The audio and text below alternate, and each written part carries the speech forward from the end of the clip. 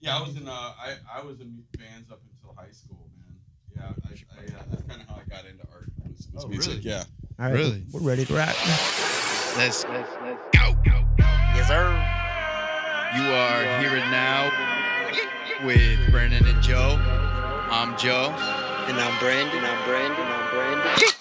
Yeah, are we starting? Yeah, it's recording. Yeah, cool.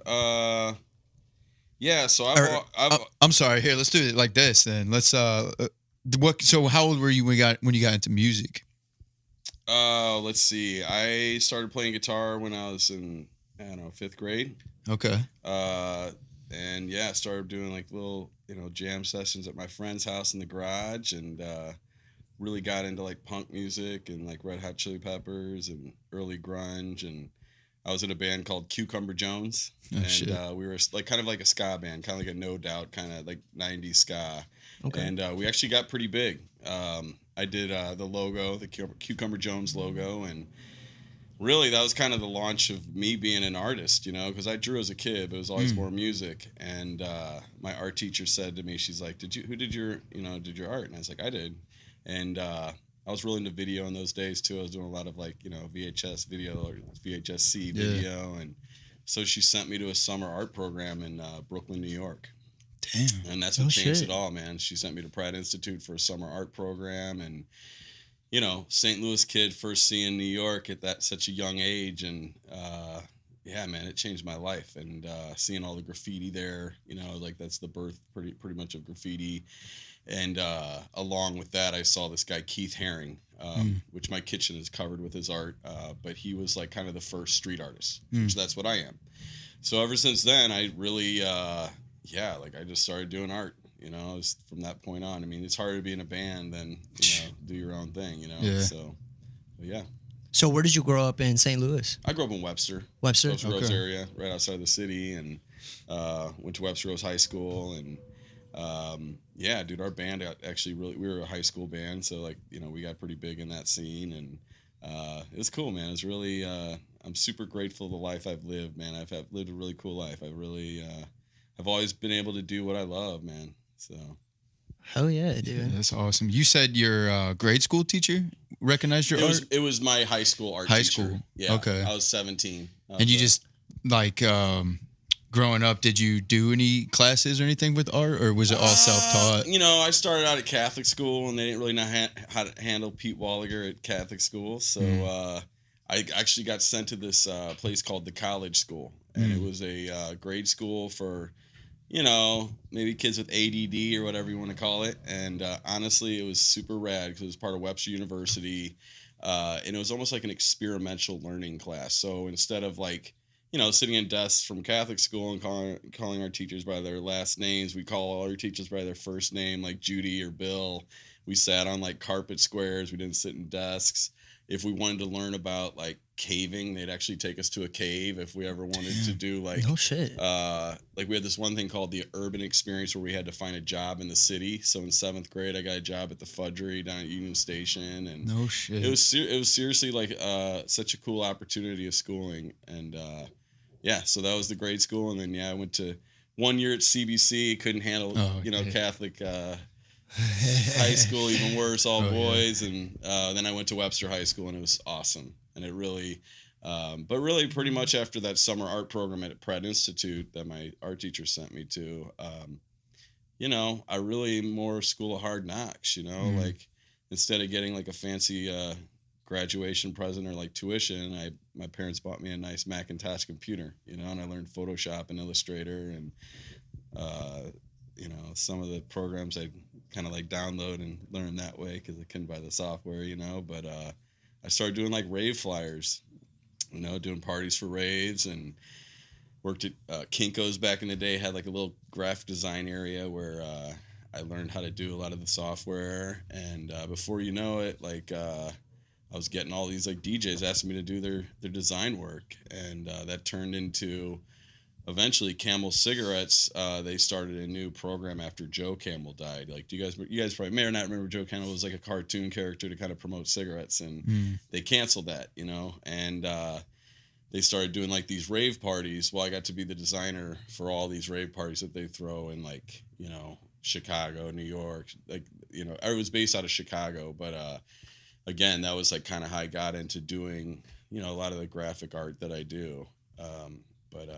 Yeah, man, I did that for years. I was a creative director for Camel cigarettes, and then I became a dad, you know, and I started looking at like, man, maybe I should move back to St. Louis. I was living in Chicago at the time, and so I moved back to St. Louis, and I'd always done kind of some graffiti stuff here and there, and but I started cutting stencils, and I'd take the drawings that I did in Illustrator, glue them down to a piece of cardboard, and then I'd cut them out with an X-Acto knife, and I started like tagging them up, and then I discovered the art of Banksy, and that was also a huge pivotal, another artist that I look up to, Keith Haring, Banksy, and then Shepard Fairey, the guy who does like Obey Giant. But all those artists I was very influenced by, and yeah, I started cutting stencils. And when I was here in St. Louis, I worked at the Post-Dispatch for a while, did some design for them, and then I also worked at Channel 5 or NBC affiliate here. And while I had the 9-to-5 job, I just cut stencils, put them up on dumpsters, paint little paintings, and before you knew it, people were asking me to buy my art, you know, be like, oh, I'd love for you to put that on canvas or whatever, and turned into this whole thing, dude. It's crazy, you know. But I think, it's like you guys are doing. You guys are out here. You're doing it. Like 99% of the game, you know, people always ask me, how do you become an artist? Like, dude, just do it. Yeah. Or whatever you want to do. Trial by fire type shit. Yeah. All day. Yeah. I mean, that's how it was with this podcast. Like, we just said, fuck it, let's try it. Why like, not? our first podcast was horrible. Like, It took us like 8 times to even get through one episode. Yeah. Just because the mics would fuck up. Was that? That was only back 8 in months. August. Yeah. Okay, so you guys are hot on the trail right now. Yeah. Pretty Yeah. much. Momentum. Keep Trying to go going. off that momentum. Keep going, man. Yeah. Yeah, speaking of momentum, like, how important is that to you? Like, once you got your first, like, your first paid gig? Yeah, I mean, so I was a young dad when I got my first like paid mural. It was over here on Kings Highway. They, you know, they did a call for art, and they were looking for people to paint these electrical boxes. And I think they chose 10 artists. I submitted a drawing of my son. And he was a baby then, like crying.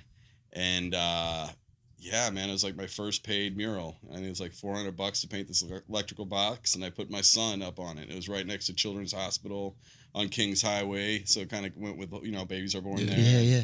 And that was it, you know, and then people would see it everywhere. They're like, dude, I saw that baby on Kings Highway. I'm like, that's my boy, you know, like, and you know how good that is, you know, it's just like when you guys have like you know, you see the numbers in podcasts, you know, and you're like, damn, dude, that was a solid cast, and then it goes, you know, so it's just like any of that, you know.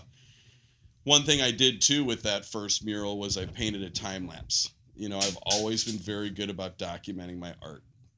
I love that, dude. It's real. You know, it's like 98% of the game. But that was probably around 2007, maybe. Oh wow. Yeah, so it was a while ago, and but yeah, I set up my little Canon power shot on a tripod, put it in the middle of of Kings Highway, and shot me painting a time lapse of this video and posted it to YouTube. Like YouTube had just come out, like right around then. And it was crazy because I had this technology that I could actually post this video online, and then that was even crazier. When I got my like first 5,000 views, it was like, what? Shit. You know what I'm saying? Huge, yeah. It just goes like, and especially then, dude, you don't get the views. Yeah. You didn't have the views like you do now, you know. But You didn't like, have to use like clickbaity titles nothing, and stuff. dude. It was super low key. So yeah, man, that was really. And then I first realized too, because I was always in the mind frame, it was like I got to live in New York or Chicago or LA, but you know, I was here because I was a dad and I had 3 kids and I wanted to buy a house, and you know, I bought a house over here by Tower Grove Park, and you know, like, but at the same time, I was like, wow, so I'm actually getting seen from St. Louis, you know. I'm gonna let him pause for a minute. Okay, yeah, we you got can pause. Ralphie Potato over here wanting to go outside, so Definitely. And then if it feels comfortable, just try to hold the mic a little closer. okay, Yeah. It just sounds. So, with that being was that your first paid commission piece? yeah. The mural was the electrical box was my very first paid, you know, I guess mural. But man, things started to grow fast after that. Right after I started stenciling again with technology and being the first one on it, I don't know, it was probably like 6 months after I started stenciling. there's a website that came out called stencilrevolution.com. And this was pre MySpace, bro. Like first time you could actually like take a photo of your work, upload it, and people could comment on it. No shit. Yeah. It was wild, dude. Yeah. Like, you know, How'd you stumble across that? you know, I've always been into computers. I've always been looking at the websites. You know, I was on Prodigy before people were using, you know, AOL. I was on AOL like before most people using AOL, you know, like I've always, you know, I was a Mac geek since, you know, before Macs were popular, you know, like I've always been a huge fan of Steve Jobs. I'd always like read through all like the Mac. I've been a Mac dude forever, you know, like I had a black and white Mac. I had Photoshop 1.5 on floppy disk. Straight up, dude. Like it didn't even have layers then. It was in black and white. I mean, dude, I've always, I've just been always found it. So the stencil revolution, I guess stumbled across it somehow. I searched stencils and this site popped up and it was based out of Melbourne, Australia. And the reason they started Stencil Revolution was because Banksy had gone down there back around like 2002 and put stencils all over their city. And what that inspired all these kids to do in Melbourne, Australia, was to do stencils. So like we see graffiti here, graffiti in New York. There were stencils everywhere, you know. Adidas logos would change like upside down and say like ads for you or something, you know, or like whatever. Like kids were going crazy with stencils. So they started this site. And, you know, there's a few American artists that were doing stencils. They found it. So I started getting to know a lot of these, you know, Banksy was on there, you know, Shepard Fairey was on there. This dude, Logan Hicks, was on there. Like, and, you know, this dude from St. Louis was on there, you know. And at that time, I wasn't Eyez. I used to go by Sten Soul. Like, you know, Eyes of the Wind into your soul. But still, it's like Sten Soul is what I went by then.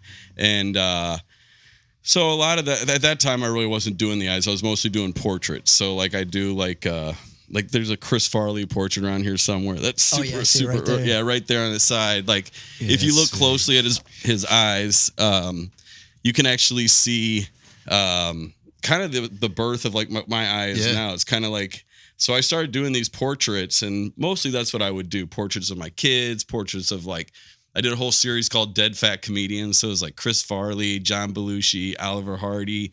Who else was in that? John Candy.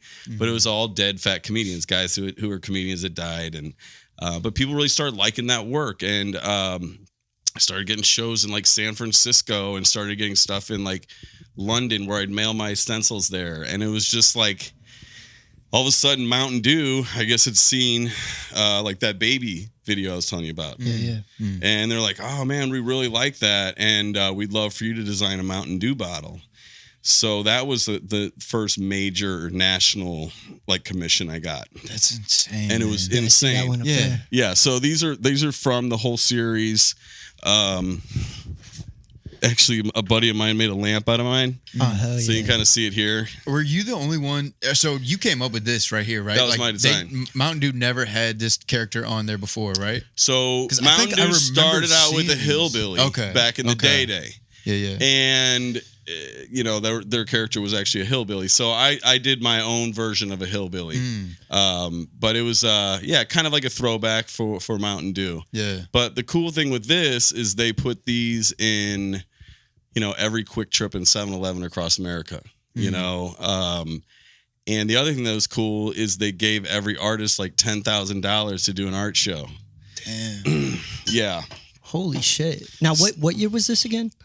2007. 2008. I feel like now was that the only artist collection that they did? They did, because I remember Mountain Dew doing a you probably artist do. collection. It was huge, dude. Yeah. I mean, they did. I luckily was in the first one. They liked my design so much they brought to the second one as well. Damn. But the first one was with myself.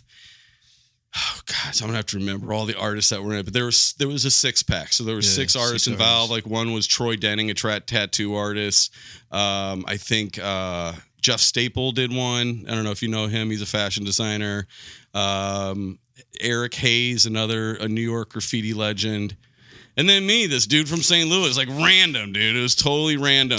Did you feel like it was fake? Like, no, there's no way. When they first hit me up, it was weird. Is the guy who hit me up actually kind of knew my work from when I did Camel design. So it was through Mirror Ball in New York City. he actually was one of the big ups at the company I worked in Chicago. So there was a tie in there, but I was just like, yeah, right, whatever. Like, really? I mean, dude, like I disappeared. Yeah, you know how that goes. Crazy. But it was an awesome opportunity, man, and it allowed me to like, you know, really kind of start doing the Eyez, because that's you know, I got a good chunk of change for that. I started getting to like a lot of shows, like just, you know, how it grows, you know. And I bought a work truck, you know. I was gonna get a studio, and yeah, this truck was a 1963 Econoline. Wanted to paint it, wanted to make an art truck, and I was like, what am I going to paint on it? You know, like, I'm not going to put the Mountain Dew character on there. That'd be kind of weird. I want to do something, but all my portraits had these eyes in it. Yeah. So I covered the entire truck with eyeballs. And shortly after that, I took it down to like my signature eye that like you see here on here. Yeah. So it wasn't until then really people knew my work, because I had like my Campbell soup can, or I had my like cause, you know, like a cause skull, like your signature, my signature thing. Because we live in the world of branding. You know, you see Adidas logos, you see Nike logos. I had this symbol that was completely my own, that now I started putting that out. Yeah. And then that's when people really started recognizing, you know, that the Eyez. Well, you know what's crazy? So, like, me and him were talking about this earlier, and on Delmar is mainly where we seen that eye, and it's crazy because like you see it once, and you're just like, oh, that's dope, that's cool, and then you keep going. Yeah. Then you see it like 5 feet like down the street, you're like, whoa, there it is again. And then you see it 2 weeks later, you're like, there it is again. I've heard that story like 100 times from people, dude. Like, I saw your eye once, I saw it again, and then I was like, everywhere. I just started seeing it everywhere, and that, you know. Again, that's where I feel like when I did do branding, I did like logos for people, like. I'm lucky as a street artist, because a lot of people just go straight to the street, you know. Like, I had some time in commercial art to understand designs and logos and to create like a bold logo, and that was it. And that's it. Like, you notice it, you recognize it. It's just why we for some reason recognize a Nike swoosh. It's sometimes simple, you know. Like, instead of some complex drawing of like this hillbilly and all that, you might remember the hillbilly, you may not remember me or whatever. And like, yeah, I mean, that's it. Yeah. And so luckily, I mean, that to me is like a gift. You know, like to find because I know so many artists that are so much more talented than me, but they don't have their signature, they don't have their logo, they don't have and they've never been able to really come up with it, you know. And it's you know, especially in the artists in our world. I mean, you look like Shepard Fairey. He has like that Andre the Giant and the star. Like, I mean, it's such a bold image. You look at Banksy. He has like the rats. You know, it's like. You know, I any intern or assistant that I've had over the years, I'm like, try to find your symbol, but you can't just like force it. You know, it wasn't like I'm just gonna do Eyez. You know, it like came to you. So, dude, I was gonna ask because if it was intentional, like with this Chris Farley piece, like, did you just notice you do Eyez a certain way, or was it intentional that you do the Eyez like that? That's funny you should say that, because the Chris Farley or that whole series, I wanted to make them look like smiley faces. Okay. So actually, if you look in the eye or my eye, there's actually like kind of a smiley face here and then a dot. It's like this. So it's actually I see it. So it's a smiley face inside the eye. So that's what, that's funny you asked me that, because dude, that was one of the first series that I really started doing that with Eyez. But I made tons of portraits after that with that kind of that token, like little half moon and a little dot in there. But it's a smiley face. And the idea was like comedian, something funny. And yeah, I just carried it over, dude. It's nuts. So that's how that came together. Yeah, we had a homie, Jamie, rest in peace. He would put a fly. Like, he would glue a fly on every piece of his work. Neat. Yeah, and I thought that was the fucking coolest thing. Oh, that's rad, dude. He put a fly. That was his signature. Yeah, just a random little fly. Like on the biggest piece. But that's it. Yeah. I mean, you might call it gimmicky or whatever, dude. But guess what? In the end of the day, like, are you guys familiar with Cause? Like K-A-W-S? Yeah. They're like, what are like bear? It's like a bear. It's kind of a skull. It's basically like a skull head. He's a street artist. He's massive. I mean, he's probably one of the biggest in the game. I mean, he sells these, you know, Cause toys for like $400. He sells giant sculptures for like whatever. He sold a $22 million painting recently. Ooh, I mean, but he has his thing. He has, so the way he got basically seen is he started putting these skulls. He got one of those keys to like the bus shelters in New York City, you know, like the advertising bus shelters. So he'd go in there, take a poster out, take it back to his studio, spray a skull on it, come back in the night and put all these ads up with the skulls. And, you know, overnight there was hundreds of them in New York City. And that's how he really became known, was for, replacing these like, you know, CK1 ads or, you know, Calvin Klein ads with a beautiful model, and then it'd have like a big skull dripping on it, you know. And it's just like, that's what takes it sometime. Just like this guy Keith Haring, you know, the way he was more in like the 80s. So, you know, you didn't have the internet, you didn't have people taking the photos or anything. But the way he got known is he would go down in the subways in New York, and after they were done, like a Playboy ad, they'd cover it with black paper.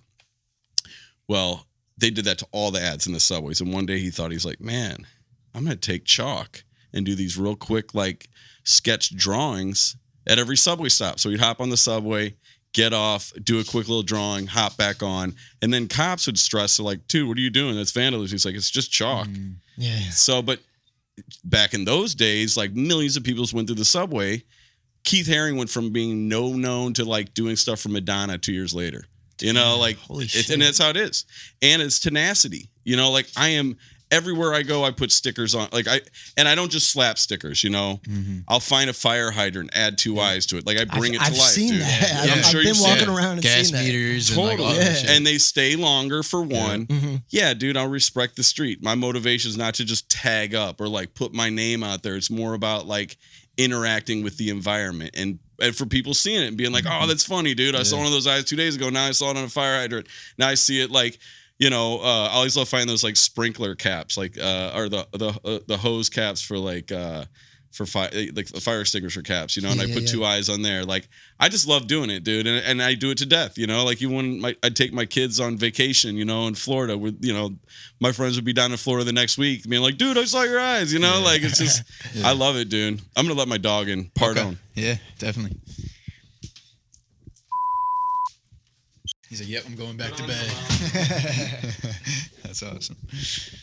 So speaking of your kids, like I know you have a piece in the Magic House. I do. So Yep, like when they go to these spots, are they tripped out to see their dad's work on here? I mean, when my kids were little, they're grown now. I mean, my oldest is 20. Oh wow. I got a 17-year-old and a 15-year-old. But like when my 20-year-old, when he was that baby on that electrical box, you know, from that day forward, like every time I do live art, he'd come with me. The cool thing with stencils, you know, the work goes into cutting the stencil out, but he would apply the paint and stuff like that and pull it. And like, yeah, they were always very much involved until like, honestly, when I went through the divorce, things got kind of kooky, you know, like I'll be real. I didn't get to see my son, one of my oldest one. I didn't see him for a while and we're still kind of shaky, you know, and I see the other two every other weekend, but you know, it's sad to say, but like, you know, when I started seeing my kids again, you know, I got clothing lines and everything. They'd show up to my house. I'm like, where's the Eyez clothes? You know, like, I mean, this is the crappiest part, but you know, their mom said they don't fit anymore. They got rid of them. So I kind of went, my kids used to be all about my art, but I went through a rough couple years, like maybe 4 or 5 years ago. And, you know, divorce is like that anyway, but hard. But I don't know. Nowadays, they're just kind of like they've been there, done that. They've seen me do it. You know. Yeah, they grew up around it. Totally. Yeah. So now they're just kind of like, oh, whatever. You know, their friends love it. You know, but you know. Well, they got a trip to see. Like I seen you just posted the photo of like Conan. Yeah. Like holding your totally. shit up. Yeah. Like they got to be like, holy shit. They like, used to. No, back in the day, I don't know, man. It is. That's a whole other story I don't even want to get into right now, honestly, dude. But yeah, dude, I'm super grateful. Like people like the Magic House come to me and they say, you know, this happened at the beginning of COVID. They said, hey, or probably 6 months before COVID, they were like, hey, we love your art. We know you're into trains. We'd love for you to build an Eyez on Trains exhibit. And gave me a nice little sum of money to build that whole thing at the Magic House. And I'll tell you what, dude, that was the greatest thing to happen before we all got under lockdown because art stopped at that point. You know, making it, but like commissions, a lot of that just stopped. And I mean, for everybody else, you know, like if it wasn't for that commission at the Magic House, I may have gone back to the 9-to-5 job, you know. Really? I've been full-time 10 years now, and it's gotten close, man. I mean, things are definitely picking up now. But yeah, we've all had a rough year, you know, and it's still tricky, you know, and I don't know, like even like I said, like another side hustle I have is I do an Airbnb, and that I had to shut that down. Yeah. You know, it's like all that stuff. But like, I don't know. I feel like that also like stabilizes the ego. You know, like when you have those like knockdown moments, like. You know, right before I got divorced, dude, I had kind of that Kanye West syndrome going on, dude. My ego was super high, and I had just done a TED Talk, and I was honored to do that. You know, I was like, I had done the TED Talk, and then I found out like a month later my dad had cancer, and then he died like 4 months later, and then my grandmother died, and then one of my good assistants, he died. And then, then I went through a divorce. I mean, it was like I was at the top of my game and I got knocked down. But at the same time, I've had the opportunity to be able to get out of that ego mind state, like get my heart space. I like meditate every day now. Like, I don't know, like I'm ready now to take on the world like Cause or Keith Haring. Like I'm at that point and I'm ready to do it. And it's just, we all need that in life. We all need that. Like, I mean, you guys probably wouldn't have started this podcast if it wasn't for the pandemic. You know, I mean, it's real because you're like, okay, we all might die or we all might not. And when you get in that mindset of like, dude, we may not have tomorrow. What am I going to do today? Yeah. Yeah, the lockdown was definitely a shift in my mind specifically. Like it really opened up my eyes a lot, you know, to a lot of things, you know. Now let's go back to like the business. Like, so is it mainly companies that reach out to you, or are you just sliding in DMs and stuff trying to get work like that? Oh, absolutely, dude. Yeah. I've found the best collaborations come when they come to you. Yeah. Like Magic House came to me. Yeah. I didn't come to them.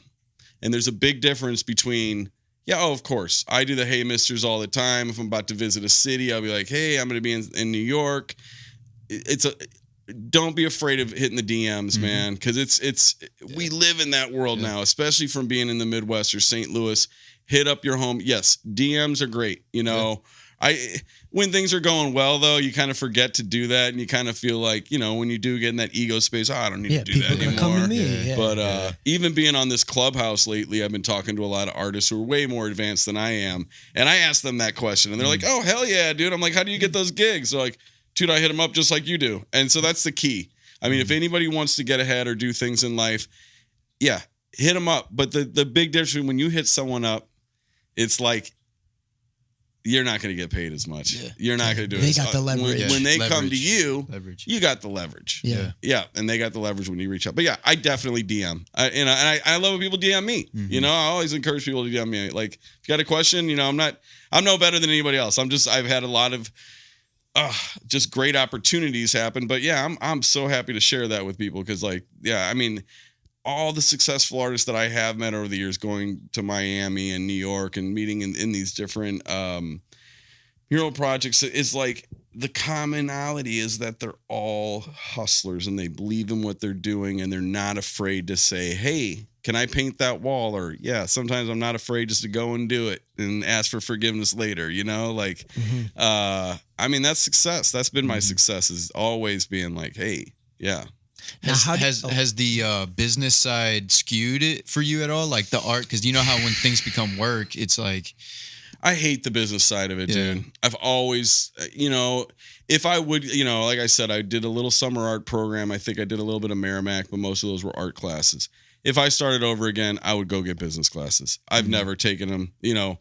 Thank God we live in places like, you know, we have people nowadays like Gary V that give you great, you know, you guys are hip to Gary V. Of course. Like, you know, you have all these resources now for business. But yeah, I mean, at the end of the day, if I could find an agent or somebody to handle all that other stuff, I spend more than half of my time on that. You know, it does not allow me to do a lot of, you know, I had a storefront for years, man. I did the whole like, I mean, I got a long art journey, guys. This would take like 9 hours to go through it all. But the storefront was on Del Mar, wasn't it? Wasn't there? I had a small pop up on Del Mar for a while, but I had a 24 a solid brick and mortar over on Jefferson. It was called 2222 South Jefferson, and yeah, man, I had a little gallery there. I had a little merchandise store. I had I have laser cutters now. I don't hand cut my stencils anymore. I ended up buying lasers.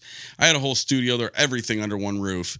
The problem is yeah, I mean, I had me and a couple assistants, and my sons used to come down and work the storefront, but it just got so overwhelming. I mean, it's just, I just want to push the designs, So I ever since I closed that down, and that was kind of a lot around the divorce and like things changing in my life and realizing that, what makes me happy the most when I'm creating the art, Yeah. So now I pretty much moved everything to eyezbrand.com, which is my website.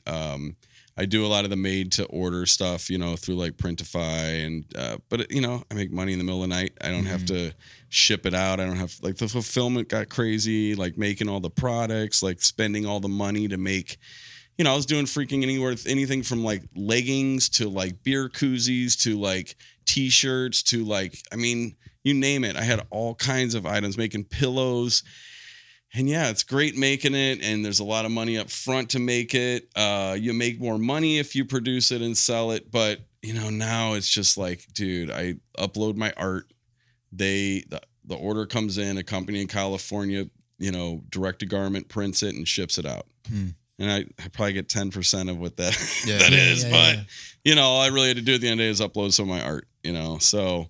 But it's been a quality control issue too. Yeah, a lot of my buyers are like thinking they're get it from me, and sometimes not the quality. Sometimes it's better quality. I've seen some great stuff, and I've learned to filter that out. But I've had some items that I've had to discontinue because I'm just like, it reflects me as an artist. I want my products to be great. Quality, yeah. So. Now, is that hard not being hands-on like that though? Because I have this clothing company, and I've thought about doing direct to garment, but my thing is like I always got to like check it. Like every time I get a piece in 48 hats, I got to go through every hat to make sure there's Every no detail. Dude, yeah. I mean, when you're smaller, it's easy, but when you start selling volume, it's crazy. Yeah. I got to a point where I was going to Magic Trade Show in Vegas every year, and first year was just to walk the floor. Second year, I had hopes of getting a booth, and it's $5,000-$6,000 to do that, And then the third year I went out there, instead of getting a booth for $5,000 or $6,000, I rented Chris Angel's suite at Luxor, and had a bunch of girls dressed in. I was doing leggings then, had some projection mappings on the wall, so it looked like we tagged it, and that was like $500. You know what I'm saying? And made a bunch of flyers and went around, and I had a lot of interest. I had a lot of orders. I had Urban Outfitters wanting to carry my stuff because I was trying to go into that realm that I make all these samples, and there's buyers that will go, okay, we want 1,000 of those, 1,000 of those, 1,000 of those that they buy at wholesale, and then they're in all the stores and they can sell them for their want. So I got really close to, again, that was right before I got divorced. It was so much freaking work. I did have all these contacts of people, but I never followed up. Or have the time, because I get back from Vegas and I got a mural, at Mission Taco or something, So it's like, I've been praying to God or the universe or whatever that I find an agent. I want to find that person who can do everything I can't, preferably even like an attractive woman. I think that would actually be good because I think we live in a very diverse society now. I want a woman, maybe not even attractive, a female who can manage me, who has a lot more, has time to be the, my agent, but it's hard to find those people. I've had a couple people over the years, and you just can never, you can't replace yourself, Right. So it's, I don't know. But I've also learned too, like I said, I went through a big transformation. I meditate a lot now. I don't get stressed. I'm very present. I just really work on what's going on today. Like we got the podcast today. I worked on a couple paintings, and that's as far as my head goes. Instead of worrying about that, because I know it's all going to come. Oh yeah, yeah. Yeah, that's why the podcast is called Here and Now. Yeah. We try to be as present as possible as well. So you guys are hip to that then? Yeah. Oh yeah. But it's something personally, I struggle with all the time. Like I'm always thinking about what's next. What can I do next? What can I do next? Me too. And it's especially hard to late shut at that night. off. Oh yeah. Yeah. Oh yeah. I stay Tossing up. and turning. I stay up way too late thinking about stuff. Now, when you meditate, do you meditate like right when you wake up? I do. Yeah. First 10 minutes I get up, I do, a quick little 10-minute, sometimes morning affirmations. Like I am, love. I am peace. I am successful. I am a multimillionaire. I am a generous multimillionaire. Yeah. Sometimes some of those, always the YouTube one. I usually just do a search like 10-minute meditation. Yeah. I love dudes like Wayne Dyer. I don't know if you guys are hip to that dude. He's changed my life. But yeah, Right when I wake up, I do a little meditation. I used to be a power napper. Now I do like sometimes a midday meditation, depending on how things are going. And then it depends on, if I party at night or whatever. Because I don't really like meditating when I'm like, partying When you're out. hungover. Yeah, it's hard to do. It's hard to do. I wish I did it at night more, but I don't. I usually just pass out right about Well, meditation is hard alone. Like it's hard to just let go of all your thoughts. Like for me, especially for brains like ours. It's like we have that in all the time running. But that's it. Are you hip to float tanks? Yeah, I've done it. I've floated maybe 3 or 4 times. Same. Yeah. But I realized the power of float tanks is. I mean, the whole world is waking up to this, dude. Oh, yeah. I mean, the whole world is waking up to this, and it's really. Yeah, I mean, it's like third eye consciousness is kind of cool now, eyes are cool now. So I'm like, I'm really hoping more and more to use my art in this next journey with that, using it as like, doing like I've been doing some of that. I haven't put out too much. I have a couple small things I've done. I did a mural in New York 2 years ago when I really started getting into the I am affirmations, but it's real. I mean, it's just like anything that I've done is because I have manifested it. I believe in it. I'm continually, I'm not afraid to like be confident, not be an egotistical asshole, but confident about what I'm doing and really believing in what I do. And that's the same thing with anything of manifestation or saying these I am affirmations is you truly believe in it. It's mantras in your life, man. Yeah. Yeah, we got this rapper named Kasky on the podcast from LA, and I've been a fan of him for the past, 9-10 years. Yeah. And on my phone, every day I would wake up and say, like, I'm gonna get this artist on my podcast every day for like 30 days. And sure enough, like a month later, you got him. We got him on so hitting him up through his DM. You know, so there's a lot of power in that. Well, I'm gonna tell you 100%. what. Get on that Clubhouse. You guys have a great voice. You're gonna meet those people too on there. I mean, it's really. If anything, you know what? Do you guys have an iPhone? Do you have iPhones? Yeah. Oh yeah. Okay, I'm gonna send you guys some invites tonight after this. Okay. I think you guys would really love being up on there. It's been such a great. So again, I mean, I can't emphasize enough. People hate computers, people, a lot of artists are like, oh, I'm not techie. I hate that crap. Well, guess what, dude? You're missing out on a lot of great opportunities because, I mean, it's just one more thing, I mean, but speaking on being ahead of things, you did a NFT recently. I sure did. Yeah. And no one's doing that. Nah. No, like I've seen maybe a few people, especially one person in St. Louis that I know. Yeah. Yeah. Yeah. I mean, it's growing fast. It's, I mean, dude, I'm always on the early shit. I hate to say it, but I am because I have my ear to the ground. There's power I heard to about, that, I heard about it last, I was doing a mural project in Kansas City. And this guy, LA artist Glondek, was talking about NFTs. I'm like, what the heck's an NFT? I'd played with crypto a little bit. Nothing serious. But the idea of like a digital canvas, I was like, that's dope. And you can tie Ethereum to it. That's dope. So I'm also one of these people that if I hear somebody say something to me 3 times, I do it. Right. So I'd say maybe around Thanksgiving time, someone had said like, dude, your eyes would be perfect for NFTs. I'm like, I know this guy Glondek was kind of telling me about it. I don't really get him. What the heck? Non-fungible token. I don't even know what that is. And then a week later, I know a video producer locally around here by the name of Bill Streeter. He was like, dude, have you heard about these NFTs? And then this other artist was like, have you heard about NFTs? And I was like, okay, I'm doing it. Yeah. So I got on Clubhouse because of the NFTs. All these people were like, if you really want to learn about NFTs, you got to get on Clubhouse. You got to get an invite. I had started getting actually some invites from a couple artists being like, oh, dude, I don't want to get on Clubhouse. I'm trying to learn NFTs. And they're like, dude, get on Clubhouse. And finally got on Clubhouse and started getting in these NFT rooms. And again, it's like any of these things, you're like, dude, this is giving me a freaking headache. I don't even know how I'm going to do it. You got to get a fucking MetaMask wallet, and then you got to get like a Coinbase wallet set up, and then you got to get on one of these like marketplaces like open.c or foundation.app, which is another invitation. And but I did it.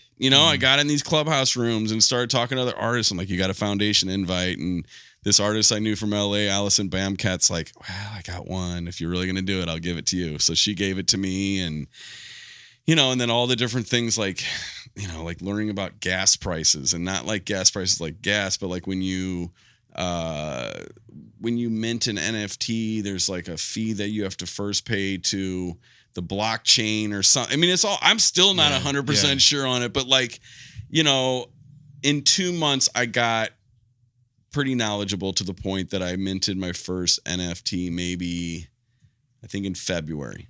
Wow. And things were really hot then. I sold 3 right away. Not Beeple crazy prices, but you know, I'm like, that's crazy, dude. I have all this Ethereum now from that. I finally minted on Foundation, which is kind of more of like the juxtaposed magazine of like the NFT world, you know, where OpenSea, where I had sold a couple, is kind of like Craigslist or something, you know, where this would be like a higher end. I put that one up there. It cost me probably $200 to just list it and mint it. That's with no buys, nothing. I spent a month on the animation, and it's still up there. And it's up there for like, I don't know, I think 0.3 or 333 Ethereum, you know, so it's up there for a pretty expensive price, but you know, you never know. You never know. And it's just another canvas. And the coolest part about it is, you know, I feel like a lot of the people in the art world know the Eyez. A lot of people know my work. None of these NFT people know it. It's a whole different buyer group. Like they're people are now discovering my art from NFTs. So it's just crazy. Isn't that crazy? That's crazy. That's what I was going to ask you. I was like, do you have to have a big following to do NFTs? No. Because that's kind of something that's been holding us back. It's no. And you know what? It's guys probably closer to your age who are really killing it in the game. They're deep into these clubhouse rooms. They're also doing what's the other one? That's Discord. Okay. You know, Discord's real big for the NFTs too. I have Discord. I listen to Gary V's Discord and have a couple other ones, but Clubhouse is more my momentum. I'm a talker. I got gift to gab. I get into these rooms. People love talking to me. People love, you know, you guys, that's why I'm saying y'all need to be on Clubhouse after this. You're going to you're going to do this every day, like on your app 24/7. I mean, it's nuts. It's like, it's so great, dude. And but I got into it because of NFTs. Now I'm in all kinds of like little art clubs and all kinds of craziness on there. But I love it. I mean, I don't even watch TV anymore. I'm on Clubhouse when I'm done doing shit, or when I'm working, I'm on Clubhouse. It's great, you know. Sitting there working on some drawings and but yeah, the NFTs are, I don't know. I feel like right now they're starting to become. So there was a big hit, you know. Beeple sells millions of dollars worth of NFTs, and you know, other bigger artists that I know in the game are starting to sell some. You know, I did all right on mine. I'm not gonna, you know, you guys can maybe figure out how much I made on mine. It's out there, but on the blockchain. But there's kind of a lull right now because I feel like this is the quiet right now before mainstream hits NFTs. Get in it now. Learn about it now. I'd be happy to help you guys even through some of the process because I've done it, you know, and it's real. I mean, people are gonna, and it's a fun way to buy Ethereum, you know, or buy into this cryptocurrency because you're actually buying art. You can collect it. People have resold some of my works, and I actually get a residual for the first time. That's cool. That's cool. Yeah. Yeah, do you remember when Wu-Tang dropped that album? Like they made one album. Dude. And if they put that on an NFT, they're going to. You know they're going to, dude. No, you're so right. Because it's that. You got the rights. They're the only one who has that image. And they can't, like, you know, just like that scenario. Sure, they own that record. They can't reproduce it, but they're the only one with that record. That's such a great way to talk about NFTs. I want to remember that. Yeah, Wu-Tang. Yeah, because it's a one-off. Yeah. And that's it. So fine, you paid, what was that, for $1 million? Yeah. But the only one with that. Yeah. That's it. And it's the same thing with these NFTs. And, you know, I feel like it's going to, when it goes to the mainstream, that's where I want to go. I started a new Instagram called Eyez Coin, where I started putting out just one side, it's the eye, and then it flips over and it's like a different image. So like for 420, I did one with like a pot leaf on the back. You know, probably for 4th of July, I'll probably do another one. So people are buying those. You get the one off of that. And, you know, I'm kind of keeping those around like, I don't know, like $300, you know? So, but even that, I'm like, dude, I spent an hour on the animation and I don't know. And I love that I'm getting into more animation lately because everything's been kind of static on, you know, the street art end. So that's cool too. So, I mean, but people are doing all kinds of craziness with that, you know, unlockables, like clothes. Now people are doing t-shirts. If you buy buy an NFT, you get a t-shirt, you know? So it's like, get creative with it, dude. But like, it's going nowhere. And this is the beginning. And I feel the people who are getting in now are the ones who are going to really do well in the NFT. Yeah. Yeah, I wish I got in a little bit earlier on like the Doge and like the Ethereum. I just lost like 1,000 right now on Ethereum. Did you? Yeah. But you know, if you don't sell it, you don't lose it. You want, dude, by Christmas time, it's going to be 10 times it is. Yeah. I mean, if anything, buy the Bitcoin now and I'd say buy Ethereum personally. I think Bitcoin, I don't know. Yeah. I never was into that. But anyway, that's everyone's, no one knows. It's all a gamble, dude. I mean, it's just like I bought Apple stock before they released the iPod. Holy shit. Yeah. And dude, Apple almost went under those days, you know? Steve Jobs wasn't even working there. And I remember when he came back and I told my parents, I was like, Mom, Dad, buy some of this. They didn't. I did. You know, I probably bought like, I think it was like $70 a share and I bought like $1,000 worth. And I sold it when it was like $770 a share. Damn. So, I mean, you do the math, but if I at that point, if I would have spent 10 grand, dude, I would have had $700,000. I mean, it's crazy how that, so anyway, it's just another, I feel like this is the crypto is it's going to take over it's going to be one of the cryptos is going to be a global currency. And I don't know which one, but it will be. Yeah. Definitely. Well, that's a good transition to this artist that you may or may not have worked with, David Choe. Oh, I love David Choe. Yeah, because he did the thing for he did a painting for Facebook. Okay, and then he took the stock instead of that, and then he blew up. You know that. I'm gonna tell you a funny ass story. Yeah, I want to hear. So right after I don't know, around the Mountain Dew time, there was this hotel in San Francisco called the Hotel Des Arts, and they asked 20 artists to come out and design a hotel room. I did like a lucha libre kind of like room. I made like a Mexican wrestler theme, and then had like a wrestling ring bed. Well, one of the other artists there was David Choe, among with Shepard Fairey, a bunch of other like crazy artists. But anyway, there was murmurs of him talking about like, yeah, these guys Facebook, they're wanting us to come and do some work, do some murals over there. And we were all just kind of like, whatever, dude. Years later, we all wish we would have done it because he did. And I mean, and he's like, yeah, you're just going to get paid in like stock or something, or like, and he got a bunch of stock options. Yeah. And now he's got that show. I haven't seen it yet. Oh, I want to see it so bad. Well, he blew up on well, I don't know if he did he used to have like his own podcast and all that stuff, but then he did Rogan, and I heard his story. Okay. And he's got a very interesting story. Yeah, that's how I became a fan. Yeah. Big time. I love Joe Rogan, but I haven't seen the one with David Choe, man. Yeah, dude, listen to it, man. I need to see that one. I didn't even know about it. You'll cry, you'll laugh, you'll be like, he's insane, dude. I love that dude. Yeah. So how much time, like one-on-one, did you get to hang out with him at all, or was it just kind of like? I met David maybe 3 or 4 times throughout it, and it's always been kind of like, I mean, he was pretty big then, and he's huge now, you know. So it was always let me see. So once at the hotel, he did a show at this upper playground in San Francisco. It was him and a couple other artists, and it was a furniture show. So it was David Choe did a piece of furniture, Jeremy Fish did a piece of furniture, but anyway, it was like super unattended. I don't know how I was there, but I sat at a bar that Dave Flores, one of the artists there, built, or Sam Flores, and it was David Choe there too, and just like And one of the first mural projects in Miami was called Primary Flight. Now it's Wynwood Walls, but David Choe was in that one as well. But again, that was like, oh my gosh, there's David Choe over there. You know? But now David Choe is like, dude, he's huge. Yeah. And that was before the Facebook money kicked in. So once the Facebook money kicked in, that dude was able to do a lot of things. Yeah. Now, back before you became what you are now, like, were you nervous to do these commission pieces? Never. No, dude, I'm very confident in everything I do. Hell yeah. I'm not afraid to like learn new shit, and I don't know, nervousness isn't really even when they asked me to do the TED Talk, I was kind of nervous about that. I had never done like a big talk on stage, and that was actually nerve-wracking. And I told them originally they came to me to do the backdrop for the TED Talk, and then after meeting me, I guess I told my story, and they're like, "Well, would you like to do one?" And I was like, "Shh." I don't know, but they got me speech coaches, and they sent me speech coaches to my studio, and that was, I mean, dude, I think I got 4 sessions for free with these people who probably charge $1,000 a set. I don't know how much, but it was great advice. Like the stuff that they were telling me,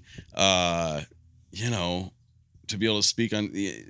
It was just invaluable, and of course it was like the normal like stuff that people do. But one of the things that I constantly did that I didn't know was I would always say kinda. I'd say, oh, I kinda did a Mountain Dew bottle. Oh, I kinda did this hotel in San Francisco. And I took it more of the fact of me trying to be like modest, like I kind of, and they're like, quit saying that. Because every time you say it, it sounds like you really didn't do it. Right. I was like, that's the best advice ever. So like, I sometimes say kind of just because it was in my, but I used to say it all the time. Everything was kind of this, kind of that. And, but yeah, I mean, I think anything like anyone too is successful. Like they have to get over that, like being nervous about it. Because if you truly believe in what you're doing, you can do it. Even if you're like learning how to do NFTs and someone's asking, can you do an NFT? Sure, I can figure that out. You know, you do it, being confident in it, you'll get jobs, and I know a lot of artists that, I was talking to on Clubhouse the other night that came up, do you ever get nervous or do you ever take on jobs that you don't think you can do? And a lot of the artists are like, oh yeah, I won't do that. And I'm just like, yeah, not me. I'll figure it out. Yeah, I can do it. I can figure it out. Yeah. Yeah. So.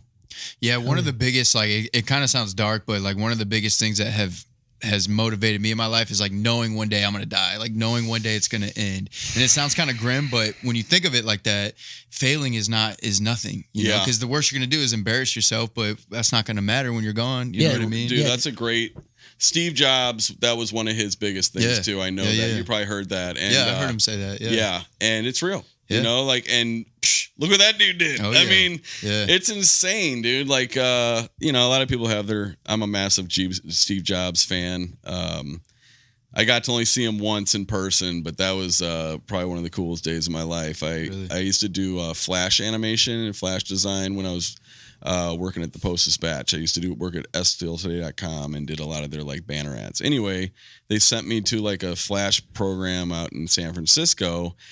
It also happened to be the same event. It was one of those Apple keynote events were happening while this was going on. So I got my keynote ticket, went over there, and everyone was like, what's it going to be? And as a Mac guy, I was always like, man, are they going to finally give me a tablet Mac, something I can draw on? Because they didn't even have iPads, anything. And I think the most they had at that point were like, it's probably like the iMacs and like the so I was hoping they were actually gonna give me a Mac that I could have draw on with a pen or something like that. But anyway, so we get to the event and he releases the iPhone. It was the one that he announced, the very first iPhone. Holy shit. Yeah. So it was like 2008 and it was just unreal. Like that man's presence in person was just like everyone was just on this. What? So this thing can do what? Like, what? You can actually like, say call Judy and like whatever. And then it was. I remember like Jonathan Mayer closed the whole keynote address and like, I don't know, dude. It was just. I've always been such a fan of Steve Jobs. Like he seriously is like our modern day. Nikola Tesla. Well, you changed the damn world. That's for damn sure. That's changed the world. That is a fact. Yeah. And he got a lot of criticism for like how he like was aggressive and stuff like totally. that. With his employees, He'd be like, dude, you're lazy. Get out of here. Yeah. I don't want you working here anymore. Yeah. Which like, in a way, like I've had some assistants like that or interns like that. Yeah. I mean, that man saw his vision and he was not letting anything stop it. Yeah. And that's why shit got done. Yeah. That's why, he changed the phone game. He changed the computer game. He changed the music industry. He changed everything.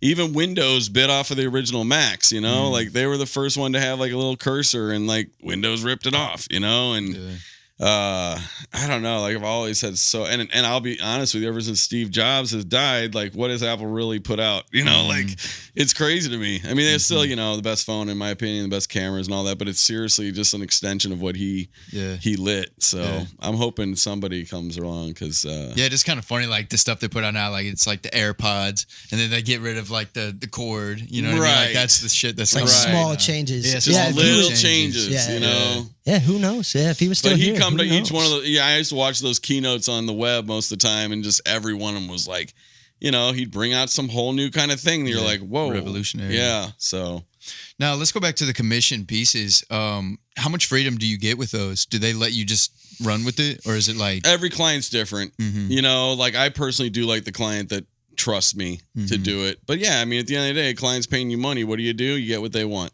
Yeah, and that is hard as an artist sometimes. Yeah. And and again, I am so grateful I had a commercial art background, a graphic design background, because it led me to realize that, because a lot of artists will be offended and they'll be like, oh, this client fucking sucks. I can't do anything, but, like Mission Taco, for instance. Have you guys been there? Yeah. Yeah. Yeah. So I think I have art in every single one of their places. The most recent one was in Kirkwood. And I had just finished the Magic House, Eyes on Trains.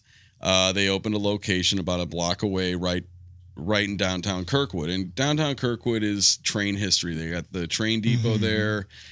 Mission Taco's right by there. And I said to him, he's like, what do you want to do for this one? And I was like, honestly, dude, I want to bring a train in the building, like a real locomotive. And he's like, what? And he's like, how does that really relate? And I was like, well, because you're in Kirkwood, all that. So he gave me a little bit of money to work with, and I found an old CSX locomotive on the east side. I cut off the nose of it.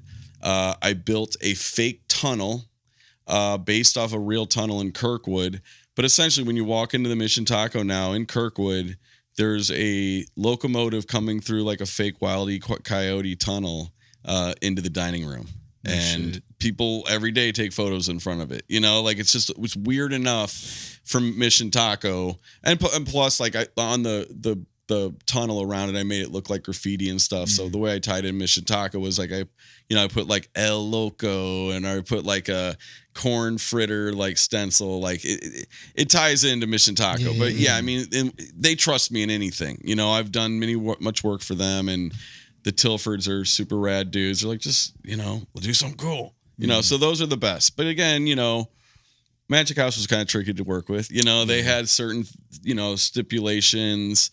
The train went from really looking like a train to like, I kind of had to change some stuff for like, handicap accessibility. There, you got to be able to get a wheelchair inside there. Like, right. Obviously stuff like that you have to change, and I did double do a lot of things, but one thing I can suggest too, with any artist out there, anyone working with someone else, communicate from day one, get half of your money up front from day one. And then when you're completed with your piece, on delivery, get your money. Because that's the other thing that happens too. I learned the hard way, people be like, oh, I'll pay you later and all that kind of stuff. And you turn from being the cool artist to like being the asshole that calls them every day like, dude, where's my money? Right. Yeah.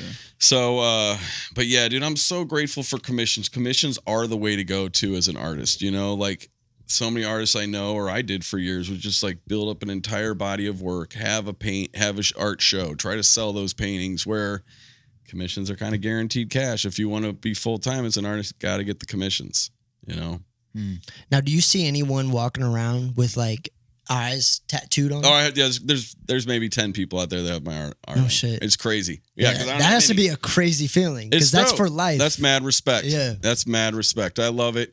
Sometimes I see people who have done Eyez without even saying it to me, and they have a tattoo artist that puts it on. Then I'm like, look, dude, I got your art tattooed on me. Like, it looks nothing like my work. I mean, I probably shouldn't say that in case someone sees that. But anyway, then I've had some other people who are like, hey, dude, will you do a tattoo for me? I was like, I don't use a tattoo gun, but I'll draw the art. Yeah. And a lot of those ones have turned out really badass. Like this dude did this like diver's helmet, with like the eye in the middle of it. And yeah, I really, I'm super grateful that someone would even think about putting my art on them, because I could see this piece right here as a tattoo, and that'd be fucking sick. That'd be insane, right? Yeah. That's a new piece. Yeah. Instead of like the original, like get it like modified, like how you got it. Totally. That's right. Yeah, or get one for the knee here, and then put her on that side. That'd be tight. Yeah. That'd be tight. Yeah. Now, going back to your murals, how do you feel like when you go past one of your old murals and it's destroyed or tagged over? It used to hurt me bad. I've become numb to it now. It's part of the streets. Yeah. I mean, again, that goes with, kind of my meditation mind or being present. Like, okay, well, that shit happened. Yeah. And then the cool thing, dude, is like, I cut stencils, bro. For me to repair something, a lot of times it's not that much work. Yeah. So, but yeah, I mean, in the beginning, dude, my ex just gets so sick and tired of me being like, oh, did you see that dude did to me? Or like, well, like, wow. And I just like, I used to take it so seriously and like, or so personally. Yeah. Yeah, because I remember seeing like things like in Vegas, like people like fighting and like possibly probably getting killed over shit like that. Well, and that's more in the graffiti culture. Like, I don't claim to be a yeah. graffiti artist. You know, like a lot of the crews, they kind of, yeah, man, it's seriously like a soap opera. You know, and people beefing with each other, and so I don't know. And a lot of those dudes don't like me. You know, especially because I make money with my art, and you know, early in the game, I used to get a lot of people who would cap. You know, that's what cap my piece. And it's just like, okay, you know, and I used to make kind of like jokes with it. Like, I remember there's this building downtown it's long gone now, but it was called the Powell Square building. And I remember I had done this really cool, like, you know, it was illegal, but I went to the top of the Powell Square building, and it literally was right there before you got on the highway to go across the river. But it was this massive building. Everyone painted it. But I got the very top, and I did a skyline of St. Louis, and I did an I Heart STL. Super rad. Like, this would be the last thing you leave. And I remember, I'm not going to say who it was, but a notorious, you know, graffiti guy came up there and capped it. Just did some bullshit over it, whatever. So I went back a week later, and I put like a big kind of smiley face over the whole thing, and like put the tongue sticking out. It was like, wah, wah, you know. So I was like, That's you know, awesome. I've done a couple things like that, but then again, he goes back Yeah, up there, and back it's and just like forth, starting back war and forth, again. And yeah. after that, I was just like, I'm done. Yeah. You know, but it's just like, I don't know. It's just like anything, you know. It's like I'm a lover, not a fighter. Yeah. You know, if someone wants to fight me, it's going to take a while till we fight, because I'm going to try to hug them, and I'm going to try to be like, hey, dude, is this really worth it? You know, all we're going to do is hate each other. Like, you know, it's just like anything else, dude. If you want to take the high road, go ahead, you know. I mean, or if you want to take the low road and continue, it'll stay up, you know. So it's like, but yeah, it happens. You know? Now he came across some photos of Saul Williams. Saul Williams. Yeah. Yeah. What was that about? Oh. How did that dude is amazing, man. So rad, dude. Yeah. He's so That cool. is crazy, dude. Yeah. He's a So legend. a good friend of mine, when I lived in Chicago, we used to like party. His name's Sean McHugh. Anyway, this is a very long story, but I'll try to keep it short. Anyway, he got a job one day at the Board of Trade, running the floor. That's up in Chicago, trading stocks. But he was just like, you know, get coffee for people. And one day, some guy, I don't know the whole story of it, but anyway, they let him trade. And he made a shit ton of money. And he started making a shit ton of money working at the Board of Trade. Old punk rock guy, never went to college, but was good with money and buying stocks and spending other people's money to make a lot of money. So anyway, he retired at like maybe 40, and he started this thing called Riot Fest. And he'd have me come up there, paint live at it, and he'd use all his money to get bands together. Like the Misfits hadn't played together since like the 80s, and he paid like, I don't know, I think like $1 million to get them to play Riot Fest. He got them reunited. shit.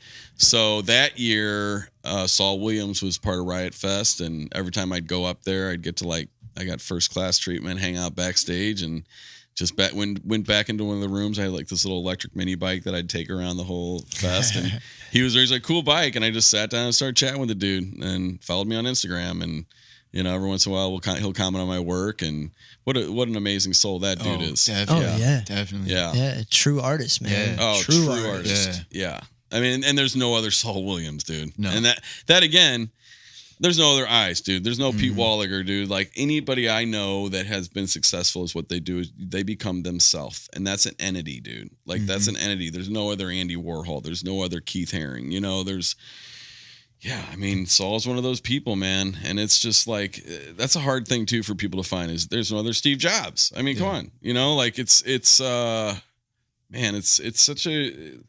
so easy to get there though too, dude. It's a matter of yourself deciding what you want to do with yourself and how you're going to set yourself apart from the rest of this whole freaking world that's been regurgitated, you know? So. Yeah, a weird Saul Williams story is just through his music. One of my homies used one of his songs in a skate video. Oh, and rad. The only thing that I could remember from the skate video from his music video was like, it was like, I remember there being like red. Like, I just remember seeing red. And for like 10 years, I tried to think of what that song was. I could not think of what it was.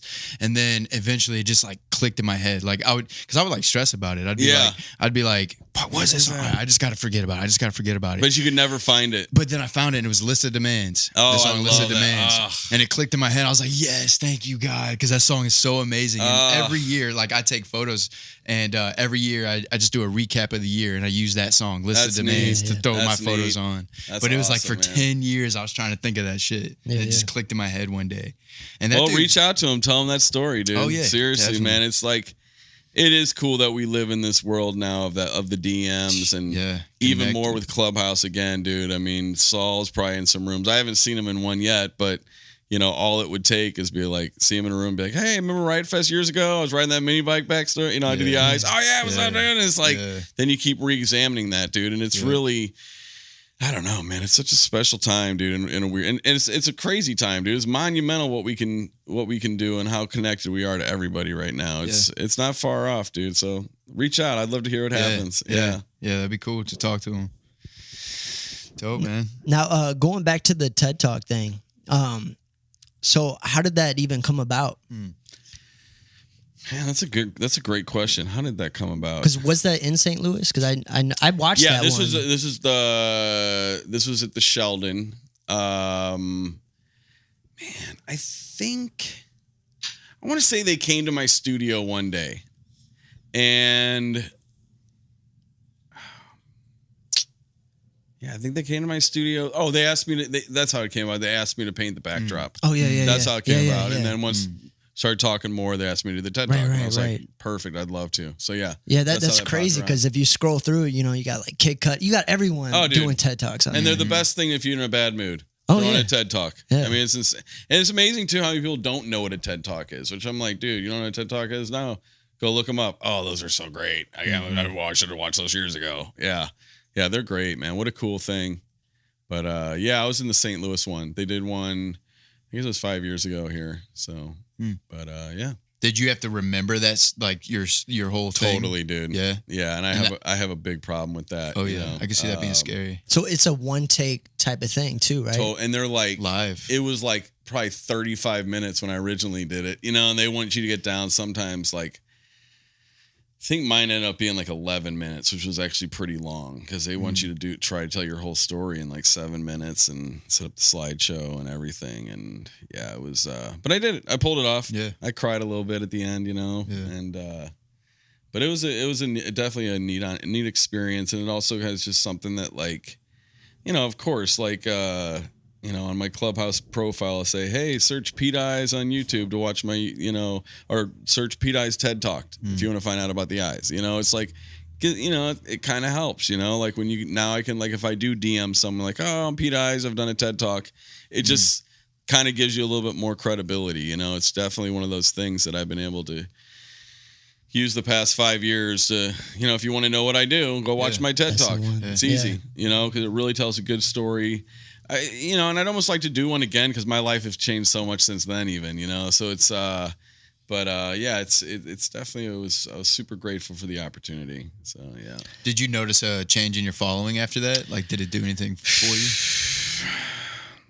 I don't think it really did, though. I didn't notice a massive jump, but it was also like my life got real crazy after that. You know, 6 months after that. So it might have. You know, it's like and that's the other thing is even with like the Mountain Dew bottle, I thought, oh, I made it. You know, you never make it. Yeah. You never truly make it. You know, you always got to keep reinventing. Like I'm still learning, you know, I'm no expert at anything, you know, it's just, I don't know. I feel like when you feel that way about yourself, you're not going to create anything good, you know? I look at all like the best bands, like all their stuff was done early before they got big egos. And I think if you can stay like a Saul Williams, you know, you'll stay because he doesn't have that in him, you know, but you see a lot of these bands that I always bring up Kanye because I used to love Kanye when he first like the College Dropout came out and all that. And then he kind of went through this like weird, like I am God. And now he's like, I don't know. It's just, I feel like that's for any artist, you've never mastered it. Nobody has, you know. Yeah. So, how do you stay so hungry? Oh, dude, just always doing new shit. You know, next thing. You know, boom, boom. What's going to be the next thing that's up? Yeah, I mean that's it. you stay hungry and keeping it fresh, you know? Yeah. Once you get to, there was a point there that I was like, oh, dude, I don't even want to do any more Eyez for a while. Just because, you get kind of tired of it and then people want it, and then you reinvent it. You turn that eye into something, like I started putting the Eyez in, like in that, like finding out what like a Hnbj is, like I had no idea what some girl was like when I was doing fashion. Was like, you should do the Hnbj. I'm like, what's that? She's like, oh, it's an old sacred symbol with the hand in it, with as the eye. And it's essentially like, it's a symbol for protection from the haters, protection from, so I don't know. I think it's, to kind of put it in a nutshell, like always continually, just don't get, your comfort zone will kill you. That's it. When you get too comfortable in what you're in, it's going to kill you. So always stay hungry. So. Yeah, I think that's what that move is going to do for us. Is like it's just that change of environment, and being around and just totally be different people. Yeah, because it's easy to get stagnant, like being in the same place for too long. Yeah, Have you talked about on your podcast that you guys are moving? Maybe. Actually, we haven't. No, not yet. First time. Yeah, they might first be time moving. talking about it. Yeah. Who knows where yet? Yeah, who knows? Yeah. Stay tuned. Yeah. How do you define success for yourself? I don't know. That's a good question. That's a hard question to answer though too. I guess success personally, is like something I'm really happy about. Success, I don't know. I mean, I think I used to want to be famous, but now I don't. Like I want to have a legacy, and I feel like that may be successful. But I don't really. I think success is in anything though. I mean, people have personal success, or what we call fame is supposedly success, but there's a lot of people I know that are famous that I don't know how they got there, so I don't know. I mean, success would be just, I guess, getting from A to Z on whatever project it is, and then I can go move to the next one, because with anything, like I told you, I'm not afraid to dive in, so it might take a while to go to A, then to get to B, to C, to D, and then you're like, oh shoot, I got to start back at A again, but then once you get to, when I get to Z, that's when I feel I've been successful. Yeah, that's a good way to put it, especially with the whole like being present and stuff, because success can change from one day to the next. So as long as you're sticking to one project and getting that done and feeling successful in that, that's good. That's a good way to put it. Yeah, it's probably like an ever-changing thing because, like, you guys have great questions, by the way. Oh, thank you. You guys really have it, man. Very insightful questions. Yeah, like getting out of that 9 to 5. To me, that's success. Like the fact that you are living off of your passion, which you love to do. Some days I feel like I'm retired, honestly, dude. Yeah, but then some days I'm like, stress the fuck out too. I mean, it is real, dude. I mean, people think I'm loaded, and I'll tell you, there's months that I can barely pay anything, and it's but it's funny, dude. Like when I get like this close to a zero, universe or God provides, dude. I know, it's crazy how that happens. It really does. And then I'm like, why did I even stress out? Because it did happen. Something came. I don't know. And it's always just that point where you're like, and you're doing, I feel like I'm doing it to myself every time, like I said, these past 6 months have been crazy tight. And I'd just be like, but I'm almost manifesting it. People are like, how's it going? Oh, dude, I don't say it anymore, but for a while they were saying, oh, dude, I'm broke. I don't even like saying it, but because it is, you're manifesting. Words are so important. And I haven't said that. That wasn't me really saying that, but it's I don't know. Like I feel like, I hope I can do this the rest of my life. I will. I'm going to, hell or high water, I'm going. But I just it is tricky to have 3 kids and be a full-time artist, man. It's just like, I'm so grateful though that I can do it, and that people care enough to come talk to me about what I'm doing. That's neat, man. It's pretty cool, man. Does it bother you to see like your homies not trying to reach their full potential? Part of I used to worry about it all the time, especially, oh man, for a long time. And we all have friends that we've held on to forever. And I hate to say it, there were points in my life where I'm like, I got to let you go, dude. Yeah. Like it's true, like, man, everyone I hang out with right now is doing something. Exactly. And it has been this like this influx of Clubhouse and like getting to know these artists that now that I have their phone numbers, I call them, they don't even live here, like I mean, I have a couple of those in my life, but I got to a point where that, I did drop a lot of people like maybe 5 years ago that really, honestly, like, yeah, I kind of miss them, but I don't know, dude. It's conditional love. Yeah. Not unconditional. All the people I have now, it's pretty unconditional. So Yeah, the fact that you made it and having kids is tricky. crazy, because a lot of people think like once they have kids, they got to give up on their dreams and work a 9 to 5. That's safe. But as you know, like with COVID, even a 9 to 5 is not even safe. It's not even giving it up. It's like changing your focus, though. Like, right? Okay. And no one can ever explain what it's like to have a kid unless they have their own. I mean, it's close you can say is like having a dog, but in a way too, though, like having these kids at a young age, man, it kept my hustle on, because guess what? I always had to feed these mouths. And, when you're just feeding yourself, you're cool with a little bit of ramen noodles. When you get some kids, you're like, dude, I'm not feeding those kids ramen. So I don't know. I think it's good. Like for you guys right now, you're free birds. I couldn't recommend more than maybe go live in a couple different cities or just stay on the road. Like you said, get yourself a little camper and just zip to city, meet these people on Instagram. When you're in Vegas, you go and meet with them. When you're in LA, you go there. Like, I don't know, dude. I could almost see you guys now too. Like we were talking earlier, like, oh, you got a camper? I was like, yeah, you should get a camper. You're like, we were talking about that. Like that might be the way to go, dude. Van life or something, you already have the setup. Like, stay in LA for 2 months, go zip around. I know a ton of, there's a couple artists that I've been kind of getting to know. This one guy by the name of Hnbj. You guys familiar with him?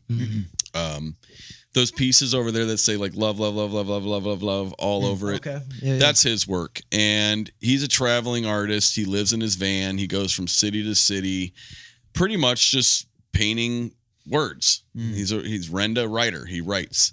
And his biggest claim to fame is that he has done like 70 world peace murals where he'll write world peace over and over and over and over. The guy is so inspirational, but he does van life. And he was one of the first people that I met, like, that I was like, my kids are getting a little bit older, like I have them every other weekend. And he inspired me to get the camper. And I don't know, dude, in this day and age, like, I feel like, if I didn't have kids, I would be living van life. I would definitely be every weekend in a different city, because you can kind of do it nowadays, man. Yeah. It's so expensive to live around anything and anywhere, like, I don't know. So yeah, especially with the internet. I mean, it's anywhere. It's everywhere. Dude, it's easy. It's easy to connect with people. And it looks good being around, going adventure in the world. So maybe before you guys do settle somewhere, try that for a year, and then maybe find the place that you're like, dude, the city's so dope. Yeah. Yeah. I like that. If I could live in San Francisco as well as I live here, I'd be there. That is one of my favorite cities. They embrace art like we embrace sports here in St. Louis. I mean, but it's gotten so damn expensive, and so. Yeah, we got a homie in LA that pays like $600,000 for a 1-bedroom. Oh, it's real. I think it's a studio. Yeah. I think it's even a studio. Yeah. It's crazy. In Hollywood. In Hollywood, yeah. But you're paying for location, the weather, the luxuries of living in LA. Yeah. But I've seen plenty of RVs parked on the side of the road. I'm like, that could be us. That could be you, dude. And I would be cool with that. And then the next week you're down in Tijuana. Yeah. Exactly. The next week you're over in Phoenix, Exactly. Austin, New Orleans. I love New Orleans too. If you guys have never been there, go check out that city. That's a great. Have you been to New Orleans? Well, I have. Yeah. Yeah. I love that city. Oh yeah, it's amazing. A lot of culture out there. Oh, it's crazy. It's what St. Louis could truly be. Yeah. I mean, it's a very similar city, but we just don't embrace the culture. Like more and more we are, though. Like I am blown away by how much talent is in this city, man. Like I was one of those people in high school that was like, yeah, I'm gonna go live in New York, and I stayed in Chicago for a while, and I was like, I'll never go back. And obviously, when I had kids, that's what brought me back, because I had to buy a house. But I'll tell you what, it was probably one of the best moves I ever made, because when I first moved back here, I linked up with this thing called Art Dimensions, and it had just started up. It was in South City. It was a bunch of artists that got together once a month, and it finally disbulged, I don't know, maybe 10 years ago. But man, every one of those artists that went through this whole Art Dimensions thing, they're doing big things now, like Killer Napkins, Kababi Bayak, Justin Tolentino. I mean, it's really, there's a lot of talent in this city. It blows me away. But a lot of the problem is these people don't leave. You know, they stay here and they do their thing, and amazing artists, amazing painters. But I'm just like, dude, you guys need to get out, you know? So a couple of them, I brought them with me a couple of places, but most of the time I just roll alone, you know? So. Yeah, I think I mean, you really got to give like kudos to your art teacher that sent you out to New York. I do, because that is amazing that she saw the potential in you to do that. You know, actually, it's funny you say that. Years later, she retired, and they actually called me back there, and I had the opportunity to thank Miss Bradley. So thank you, Miss Bradley, for that. But yeah, you're right. Amazing. I did. I had the opportunity to actually. They had like some Miss Bradley there. Marilyn Bradley's her name, and she's also a painter. She's probably like 80 something now. We're friends on Facebook if you want to look up her. She's a great painter. But you're right. I got to thank Miss Bradley for that. I mean, it was really.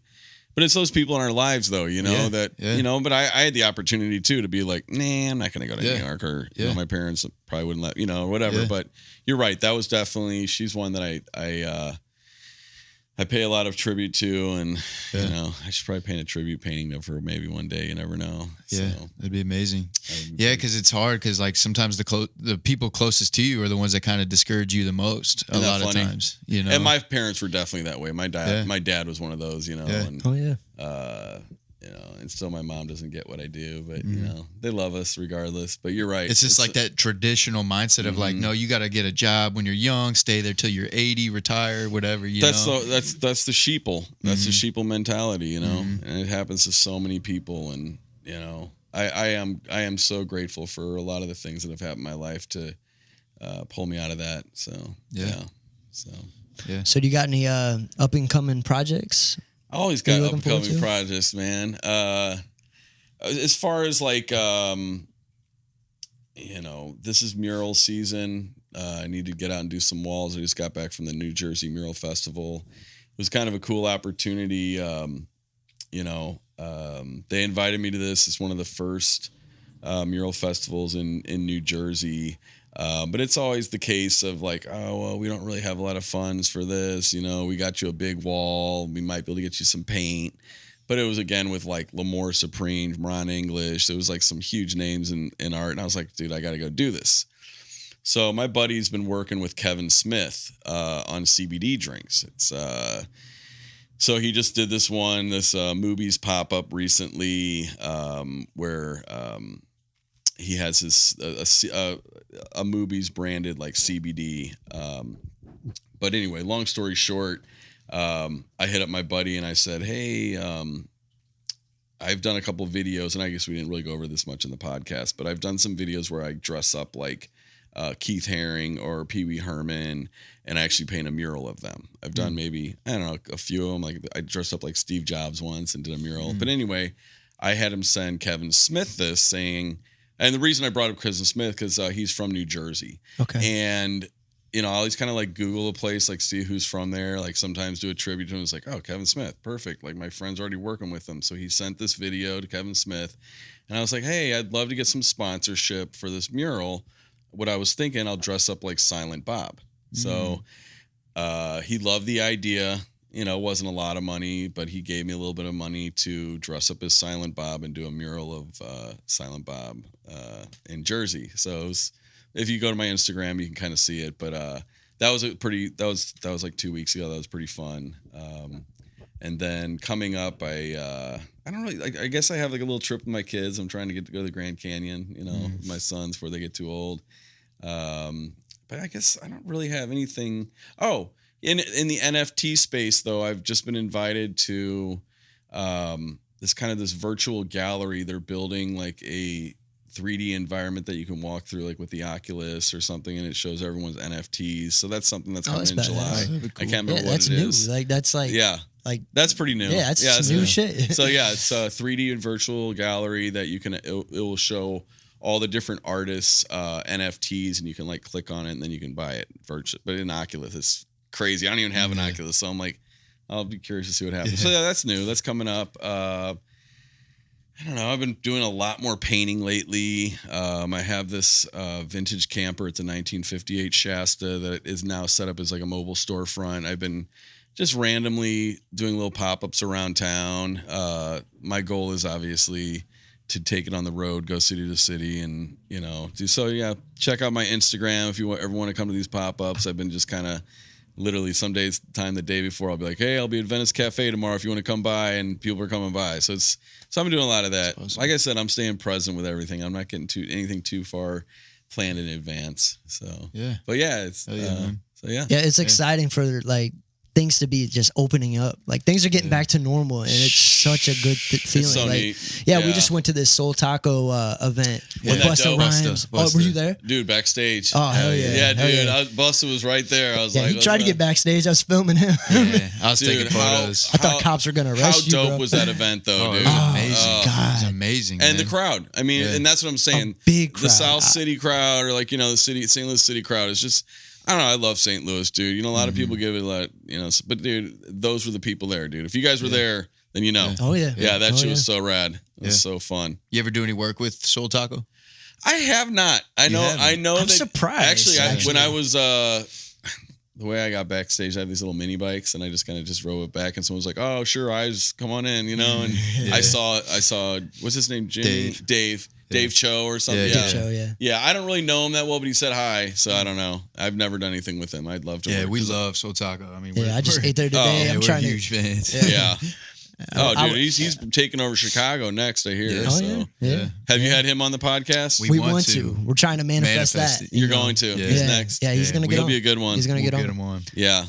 All right, cool, man. Well, thank you for letting us in your house, dude. Absolutely, Joe's great, man. It's, art house, and hell yeah, super cool. If you guys want to check out more work, it's at EYEZ on Instagram. If you want to get some gear, it's Eyez brand, EYEZ brand.com, and keep following these dudes. This was a great interview, man. I really enjoyed myself, man. Oh, thank you, brother. Appreciate it. Thank you. Maybe I'll catch you guys when you got your camper, and we'll be in LA together or something. We'll do this again or something like that. Hell yeah. Sick. Yeah, for sure doing a round two. Hell yeah. Cool, man. All right, episode 31 in the books. 32 All actually. Eyez. Yeah.